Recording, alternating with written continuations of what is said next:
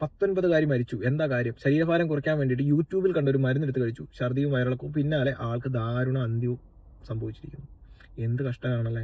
ഒരുപക്ഷെ ആ കുട്ടീനെ ഒരിക്കലും നമുക്ക് കുറ്റം പറയാനാവത്തില്ല. ഒരുപക്ഷെ കാരണം ആ ഒരു കുട്ടിയുടെ ശരീരഭാരം കൂടിയത് കൊണ്ടും വണ്ണം വെച്ചത് കൊണ്ടും ഒക്കെ ഒരുപാട് ബോഡി ഷെയ്മിങ് ആ കുട്ടി ഇന്നോളം ഈ ഒരു 19 വയസ്സുകാരൻ നേരിട്ടിട്ടുണ്ടാവാം. ചിലപ്പം കഴിഞ്ഞ കുറച്ച് കാലയളവിൽ അങ്ങനത്തെ ഒരു ബോഡി ഷെയ്മിങ് ഒക്കെ നേരിട്ടുണ്ടാവും. അതുകൊണ്ടാവാതെ യൂട്യൂബിൽ കണ്ടൊരു മരുന്ന് മേടിച്ച് കഴിച്ച് അതിന് ജീവൻ തന്നെ നഷ്ടമായി. ഈ യൂട്യൂബിലാണെങ്കിലും ഇൻസ്റ്റാഗ്രാമിലൊക്കെ ആണെങ്കിലും ഒരുപാട് ഇൻഫ്ലുവൻസേഴ്സ് പൈസ മേടിച്ചിട്ട് ഒരുപാട് മരുന്നുകളെ പ്രൊമോട്ട് ചെയ്യുകയും അല്ലെങ്കിൽ ഒരു വിവരവും ബോധം ഇല്ലാത്തവൻ ഏതെങ്കിലും ഒരു ചാനലും തുടങ്ങി വെച്ചിട്ട് കുറേ മരുന്നുകൾ എന്തെങ്കിലുമൊക്കെ വലിച്ചു വാരി പറയുകയും അപ്പം അത് ആളുകളിലേക്ക് ആ വീഡിയോകൾ എത്തുകയും ആളുകൾ അതിനെ വിശ്വസിച്ച് അങ്ങനെ ഒരു മരുന്ന് മേടിച്ച് കഴിച്ച് ശരീരഭാരം കുറയ്ക്കാൻ നോക്കുന്ന ഒരുപാട് പൊട്ടത്തരങ്ങൾ നമ്മുടെ നാട്ടിൽ നടക്കുന്നുണ്ട്. ദൈവത്തെ ഓർത്ത് ഇതിനൊക്കെ വേണ്ടിയിട്ട് ഓരോ ഡിപ്പാർട്ട്മെൻറ്റ് ഓരോ ബന്ധപ്പെട്ട ആളുകളുണ്ട്.